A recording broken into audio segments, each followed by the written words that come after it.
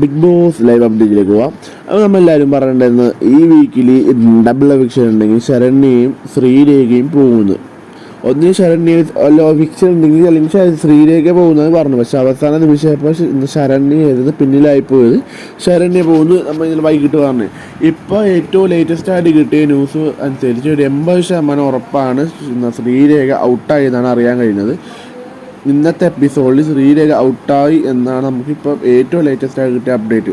ശരിക്കും പറഞ്ഞാൽ എന്താണ് ഇപ്പം പ്രേക്ഷകർ പലരും പറയുന്നുണ്ട് ഈ പ്രേക്ഷകർ വോട്ട് ചെയ്യണ പോലെ അല്ല നടക്കുന്നത്, പലരും ഇവിടെ സേവ് ആക്കേണ്ട ബിഗ് ബോസിൻ്റെ കളികളെന്നൊക്കെ പറഞ്ഞു.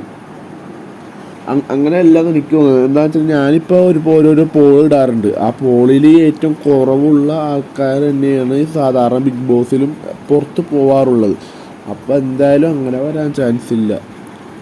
അപ്പോൾ നമുക്കിപ്പോൾ ഏറ്റവും കിട്ടിയ റിപ്പോർട്ട് ശ്രീരേഖയാണ്. ഇനി നമ്മൾ സേവ് ആക്കോ ഇല്ല നമുക്ക് പറയാൻ പറ്റില്ല. ഏറ്റവും പുറത്തായെന്ന് പറയുന്നത് കിട്ടുന്നതും ശ്രീരേഖ തന്നെയാണ്. അപ്പോൾ നമുക്ക് നോക്കാം, വൈകിട്ട് ആകുമ്പോഴത്തേക്ക് കറക്റ്റ് കുറച്ചും കൂടി ക്ലിയർ ഇൻഫർമേഷൻ ആവും. ഇപ്പോൾ ഒരു 80% കറക്റ്റ് തന്നെയാണ്.